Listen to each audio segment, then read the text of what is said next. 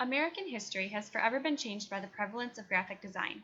With the influence of design in our society, mass media, and the way we communicate will never be the same again. Newspapers introduced graphic design in print. The first daily newspaper that had graphic illustrations was the Daily Graphic in New York City. The paper began in 1873. The use of adding edited pictures or symbols in newspapers drew in audiences and money like never before. Design in print form was what sparked the revolution of design. The term graphic design was later coined by book designer William Addison Dwiggins in 1922 in an essay titled New Kind of Printing Calls for New Design. This new kind of design quickly became common, with many different designers achieving recognition in the early to mid 20th century. One of these designers was Alexei Brodovich. He rose to prominence for his work at the magazine Harper's Bazaar, where he began working in 1934. His designs with surrealist themes were cutting edge at the time and set Harper's apart from other fashion magazines. The work he did there designing layouts paved the way for the modern role of art director. Paul Rand was another designer in the early 1900s that embraced a unique style. His was one of the first commercial American designers to heavily use the Swiss style of design, emphasizing cleanliness and readability. He started out as a page designer for the magazine that is now GQ, though he is the most famous for his corporate logos in the 1950s and 60s. Herb Lubalin is considered one of the grandfathers of typographics and worked for several magazines in his career. He started out as a designer with the short-lived magazine Eros. After Eros folded, he and his partner started a new magazine called Fact, where he embraced a minimalistic design due to budget considerations. He then became one of the co-founders of Avant-Garde magazine. The logo of Avant-Garde was later reworked into a popular font called ITC Avant-Garde during the early 1970s. During the late 1970s and early 80s, another designer gained recognition. April Greenman's style was far different from what most had ever seen. Rejecting traditional styles, Greenman's work incorporated pixelation and other elements that others would consider errors.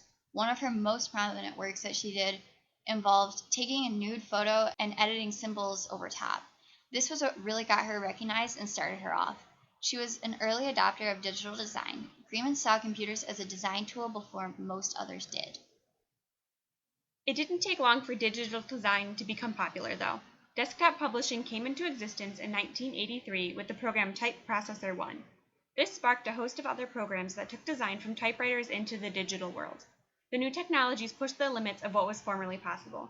The 1990s brought about something of a design renaissance. With the new computer technology, designers like Greenman could abandon the more orderly styles used in the past. Despite the technological advances, the advent of software like Adobe's Creative Suite posed new problems for graphic designers. The first versions of Photoshop and InDesign were released commercially in 2003. With these programs, anyone could learn to design, and graphic designers by trade began to take over other jobs like typesetting and pre-production. These programs made it easier to design things digitally, making it so graphic designers have to be constantly upgrading their skills to stay ahead of the curve. For designers that have the right skills, there are more opportunities available than ever thanks to the internet. For designers that are technologically skilled, graphic design for the web is a quickly growing field. From site banners to blog themes, graphic design is virtually everywhere on the internet. Design is no longer limited to printed media. With the expanding field, doors are being opened to a new computer-savvy generation of designers. The internet also serves as a valuable resource for designers due to their information available. With hundreds of online tutorials for different design programs, designers can learn new skills on their own. The internet also means that designers have to access the latest software updates that are available, which is invaluable when technology changes so quickly. Technology is always changing, which will no doubt affect the graphic design of the future. Tablets and smartphones are becoming more and more user-friendly, which means that designers can use them as tools.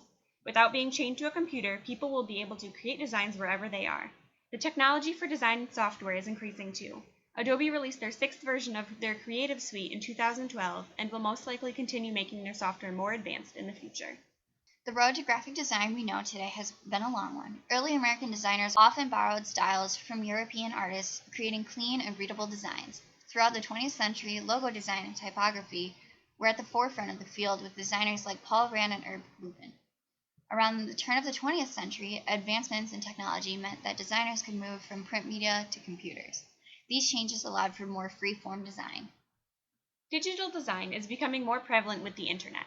In the future, digital graphic design will likely become easier and even more popular as technology increases. Even so, print media still relies on the design techniques started decades ago by the pioneers in the field.